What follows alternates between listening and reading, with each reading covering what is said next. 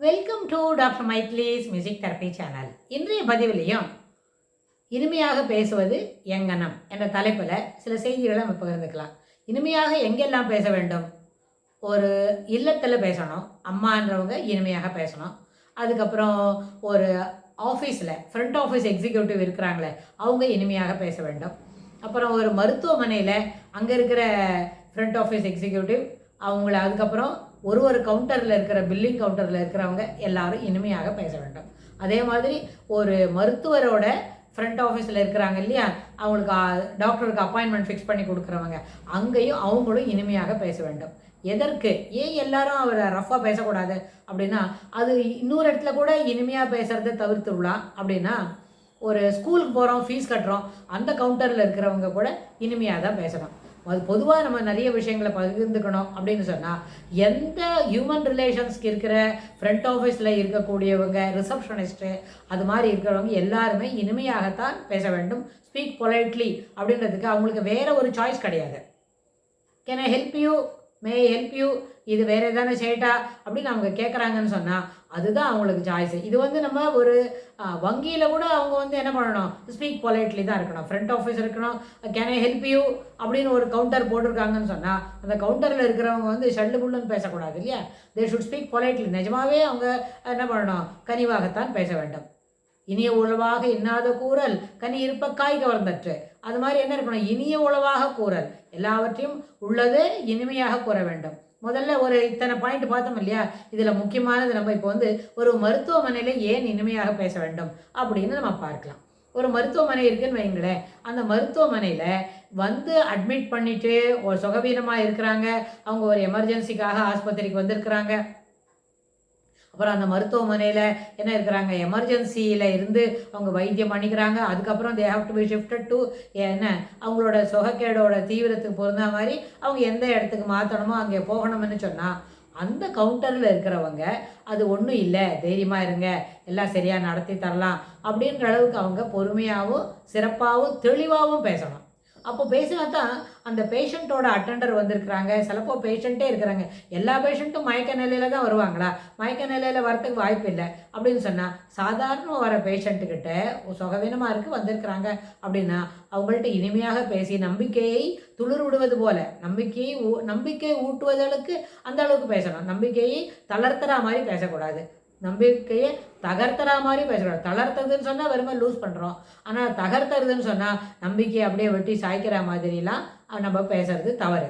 ஏன்னா அந்த கவுண்டரில் இருக்கிறவங்களுக்கு அப்படி ஒரு ட்ரைனிங் கொடுத்து தான் நம்ம அனுப்பணும். அதே மாதிரி அதே ஒரு மருத்துவமனையில் இருக்குது, இன்னும் அவங்களுக்கு இன்னும் ஒரு வாரம் 10 நாளில் சர்ஜரி பண்ண போகிறாங்க. அவங்களுக்கு என்ன இருக்குது, அது ஏதோ ப்ராப்ளம் இருக்குது அப்படின்னு சொன்னால் அந்த ப்ராப்ளத்தில் பற்றிலாம் டீட்டெயிலாக நம்ம இந்த பதிவில் சொல்ல வேண்டாம். அவங்களுக்கு அதுபோல் ப்ராப்ளம் இருக்குதுன்னு சொன்னால் அந்த ஒரு சர்ஜரிக்காக வரவங்கள்ட்ட எப்படி அந்த சர்ஜரியில் என்ன பிரச்சனை இருக்காதான்னா அந்த கவுண்டரில் இருக்கிற ஃப்ரண்ட் ஆஃபீஸ் எக்ஸிக்யூட்டிவ் ரிசப்ஷனிஸ்ட்டுக்கு அந்த மருத்துவமனையோட பிரச்சனையோ அந்த மருத்துவத்தில் எது போல் சிறப்பு தருவாங்க அதை பற்றி அவங்களுக்கு தெரியறதுக்கு வாய்ப்பு இல்லை. அவங்க ஒரு கிளார்க்கு தானே, அவங்க என்ன பண்ணுவாங்க, அப்பாயின்மெண்ட் ஃபிக்ஸ் தருவாங்க, டாக்டர் இது மாதிரி இருக்காங்க, டாக்டர் நல்லா பண்ணி தருவாங்க, தைரியமாக இருங்க, அவ்வளோதான் பேச முடியும். ஆனால் மெடிக்கல் ஆஸ்பெக்ட்ஸில் ஒருத்தர் அவங்களுக்கு கவுன்சிலிங் இருக்குது அப்படின்னு சொன்னால் அவங்க நிச்சயமாக நிதானமாக என்ன செய்யணும், எது சரியோ அதை பற்றி தான் பேசணும். இந்த சர்ஜரி ரொம்ப அத்தியாவசியம்னா எப்படி எடுத்துக்கணும், அதுக்கு ஹவு டு மேக் இட், அதுலேருந்து என்ன விளைவுகள் இருக்கும், பின் விளைவுகள் என்ன இருக்கும், பாசிட்டிவாக என்ன கிடைக்கும், நெகட்டிவாக என்ன கிடைக்கும்ன்றது அவங்க என்ன செய்யணும், தொடர்ந்து அதை கேட்டுக்கிறதுக்கு அத்தியாவசியமாக அவங்களுக்கு சொல்லிக் கொடுக்கணும். அதனோட அத்தியாவசியங்களை அவங்க சொல்லிக் கொடுக்கணும். ஆனால் அப்படி சொல்லிட்டாங்கன்னு சொன்னால் அதுக்கப்புறம் அதை உடனே நம்ம என்ன பண்ணலாம், தீர்மானம் பண்ணிக்கலாம். அவசியம் சர்ஜரி தேவையா தேவையில்லையா, தேவையாக இருந்தால் எவ்வளோ சீக்கிரத்தில் சரியாகும், தேவையில்லைன்னா மறுபடியும் ரிக்கரன்ஸ் இருக்கே, மீண்டும் அது போல் ஒரு தொல்லை ஏற்படுவதற்கு என்ன வாய்ப்பு உண்டு அப்படின்றதே கேட்டு தெரிஞ்சுக்கணும். ஸோ அதுபோல் இந்த கவுண்டரில் இருக்கிறவங்க நிச்சயமாக இனிமையாகவும் சிறப்பாகவும் உண்மையை மாறாமல் சொல்லக்கூடியவங்களாக இருக்கணும். அப்படி இருந்தால் எதிரே இருக்கிறது யார், ஒரு பேஷண்ட்டோட அட்டெண்டர்.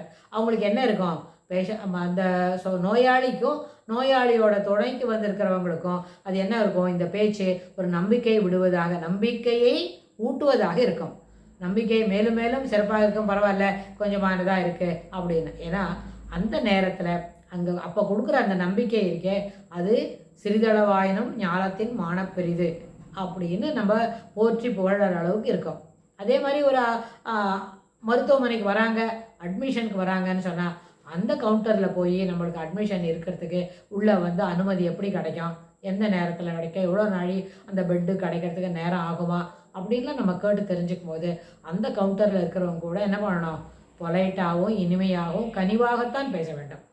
கனிவாக பேசுவது என்ன, அவங்க வந்து பொறுமையாக பதில் சொல்லணும். அங்கே இருக்கிறவங்க என்ன பண்ணக்கூடாது, ரூடாக பேசுறதுன்றது வந்து ஏற்புடையதே இல்லை. அப்படின்னா they are unfit to be in that seat. வேறு யாரான கனிவாக பேசுகிறவங்கள கூப்பிட்டு அவங்களுக்கு நல்ல ட்ரைனிங் கொடுத்து அந்த இடத்துல இருத்தி பணிகளை சிறப்பாக செய்து கொள்ள வேண்டும். அதனால் கனிவாக பேசுவது அலுவலகத்தில் ஏற்புடையது. ஆனால் கனிவாக பேசுவது ஒரு மருத்துவமனையில் தவிர்க்க முடியாதது. எப்பொழுதும் கனிவாகத்தான் பேசி இருக்க வேண்டும் அப்படின்றத மட்டும் சொல்லி இந்த பதிவை நம்ம நிறைவு செய்கிறோம். இந்த தொடர்புடைய செய்திகளை அடுத்த பகுதிகளில் பார்க்கலாம். தேங்க்ஸ் ஃபார் வாட்சிங்.